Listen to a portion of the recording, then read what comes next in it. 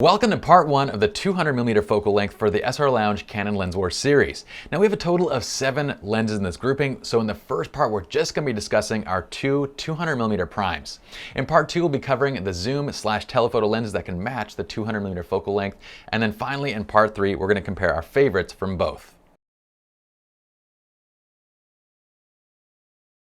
For those that are new to the SLR Lounge Canon Lens Wars series, be sure to check out the teaser video where we introduce the entire series, we show you our testing methodology and what we're looking for in these images.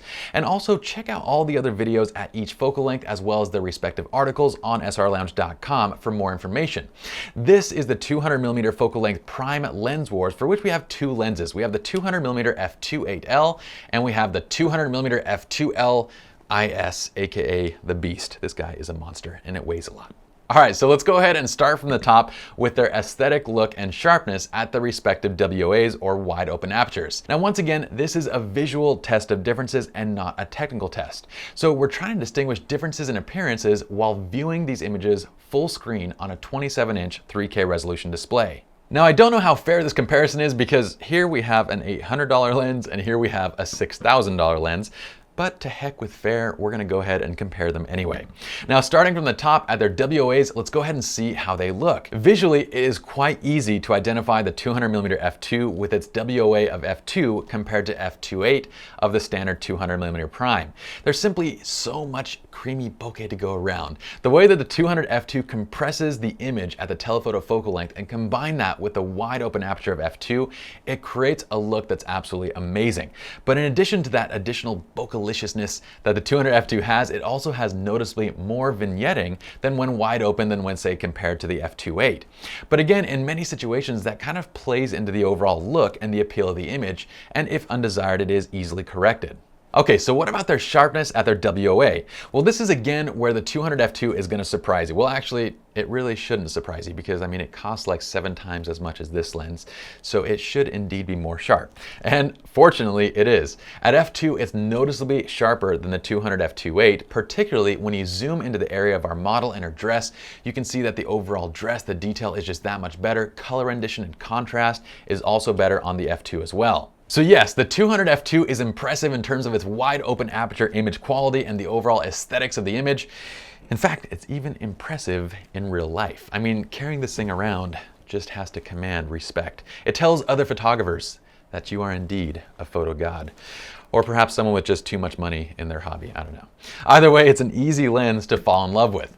All right, so let's go ahead and move them up to their WCA, or their widest common aperture of f2.8, and let's see if the visual differences still hold up.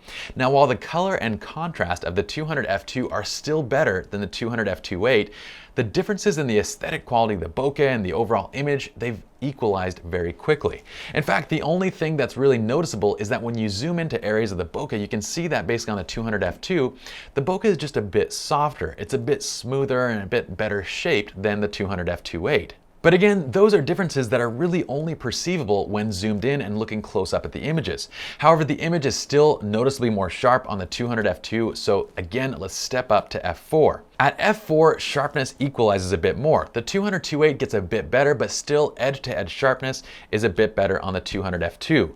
Again, $6,000 better, that I'm not sure about, but it is better. Contrast and color is again yet ahead on the f2 throughout all the stops, but visually, in terms of the overall aesthetic quality of the bokeh, the amount of the bokeh, that really equalized beyond, say, well, at f2.8 and really beyond. So what's the final verdict? Well, the 200mm f2 is a very specialized lens. It's made for very specific purposes, and I would say that that purpose is really to show it off to your friends.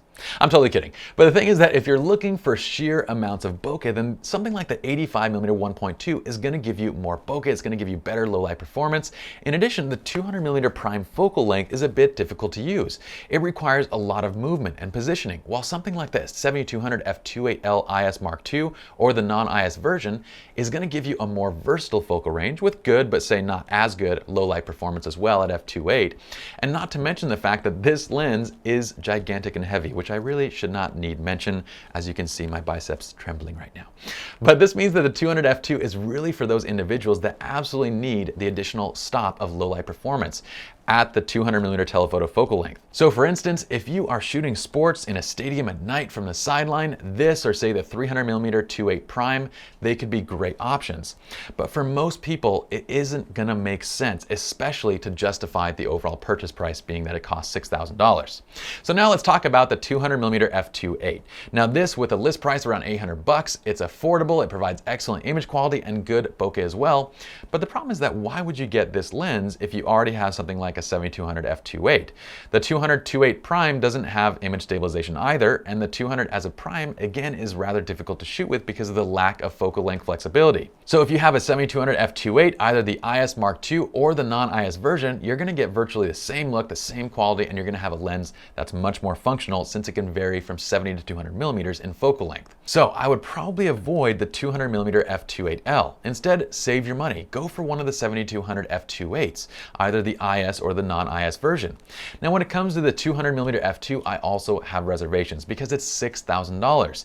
It really is only going to be for those that absolutely need that extra stop of light at the 200mm focal length, or for those that need that f2 with the 200mm compression for that kind of a look. And it does create a really cool look. But for anyone else, there's really more convenient and less expensive lenses that are going to create a lot of bokeh. They're going to give you good telephoto and low light performance. And let me also say that if you're planning on shooting with this lens for more than 5 or 10 minutes, you're going to want to at least use a monopod. Either that or just stay in the gym a little bit longer, practicing your curls, because this thing gets heavy really quick. I tried using it at a wedding, and during the ceremony, within like 3 to 5 minutes, my arm was killing me. I hope you all enjoyed part 1 of the 200mm prime focal length in the SLR Lounge Canon Lens Wars series. Now be sure to check out the actual article by clicking in the description below the video, where you can see more example images, more information on each lens, as well as links on where to purchase. My name is Pye, and I'll see you all in the next video.